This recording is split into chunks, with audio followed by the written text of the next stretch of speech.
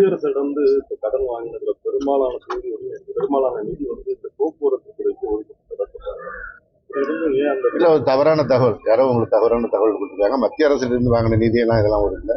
தமிழ்நாடு அரசு நிதியிலிருந்து தான் இதற்காக நிதி வழங்கப்படுகிறது. இந்த துறையை பொறுத்தவரை இப்படித்தான். தனியார் பஸ்ஸுக்கு தனியார் பஸ்ஸு கிலோமீட்டருக்கு 52 ரூபா கொடுக்குறாங்க. கவர்மெண்ட் பஸ்ஸு கம்மி இல்லை. எங்க கொடுக்குறாங்க? அதாவது அரசு பேருந்துகளை விழா காலங்களில் இயக்குகின்ற பொழுது கூடுதலாக பொதுமக்கள் சென்னையிலிருந்தோ இல்லை மாவட்ட தலைநகரிலிருந்தோ தங்களுடைய சொந்த ஊருக்கு செல்வதற்கு முனைகிறார்கள். அந்த நேரத்தில் அங்கே கூடுதல் பேருந்து தேவைப்படுகிறது. கடந்த காலங்களில் வழித்தடம் அதிகமாக பயணிகள் ஏறாத பேருந்துகளை எல்லாம் மாற்றி பெருநகரம் சென்னையிலோ கோயம்புத்தூர் திருச்சி போன்ற பகுதியிலிருந்து இயக்குவது வழக்கமாக இருந்தது. இப்பொழுது அந்த சூழலை மாற்றி தனியார் பேருந்துகளை ஒப்பந்த அடிப்படையில் எடுத்து இயக்குகின்றோம். காரணம், மக்கள் அரசு பேருந்தை பயன்படுத்துவது இப்பொழுது அதிகரித்து வருகிறது.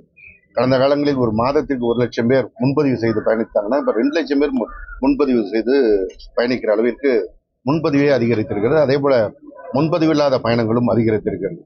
ஒவ்வொரு தீபாவளியின் போதும் கடந்த ஆண்டை விட கூடுதலாக 1 லட்சம் பேர் 1.5 லட்சம் பேர் பயணிக்கின்ற அந்த காட்சியை பார்த்து வருகிறோம். எனவே இந்த பிரச்சனையை சமாளிப்பதற்கு மாவட்டங்களில் உள்வழித்தடங்களில் ஓடுகின்ற பேருந்துகளை எடுத்து அங்கே இருக்கிறவர்கள் பாதிப்பவர்களுடைய அந்த சூழல் வராமல் இருப்பதற்கு தான் தனியார் வாகனங்களை ஒப்பந்த அடிப்படையில் அந்த நாட்களில் எடுத்து இயக்குகிறோம். இது அரசிற்கு நஷ்டம் கிடையாது, லாபமாகத்தான் இயங்குகிறது.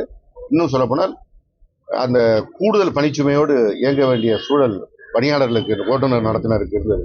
இப்ப அப்படி இல்லை. அவங்கவுங்க வழித்தடத்தில் இயங்குவதோடு அவர்களும் விழா காலங்களுக்கு வீட்டுக்கு செல்லக்கூடிய வாய்ப்பு ஏற்பட்டது. சார், வடலூர்ல சர்வதேச மையம் பெரிய இஷ்யூவா போயிட்டு இருக்கு சார். அது அந்த துறை சம்பந்தப்பட்ட கைவிட்டாதான் வந்து அந்த கட்சிக்கு ஓட்டு கொடுப்போம்னு சொல்றாங்க. அதை பத்தி உங்களோட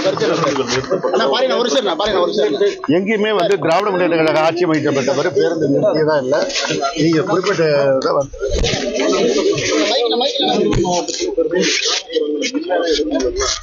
அந்த குறிப்பிட்ட எந்த ஊர் உடனே எந்த வழித்தடம் கண்டிப்பா. செய்திகளை உடனுக்குடன் தெரிந்து கொள்ள கீழ்கண்ட கேபிள் மற்றும் டிடிஎச் நெட்வொர்க்குகளில் எம்நாடு செய்தி தொலைக்காட்சியை காணுங்கள். பாதகம் செய்பவரை கண்டால் நாம் பயம் கொள்ளலாகாது பாப்பா. மோதி மிதித்துவிடு பாப்பா, அவர் முகத்தில் உமிழ்ந்துவிடு பாப்பா. அண்மை செய்திகளை உடனுக்குடன் தெரிந்து கொள்ள இணைந்திருங்கள் எம்நாடு தொலைக்காட்சியுடன்.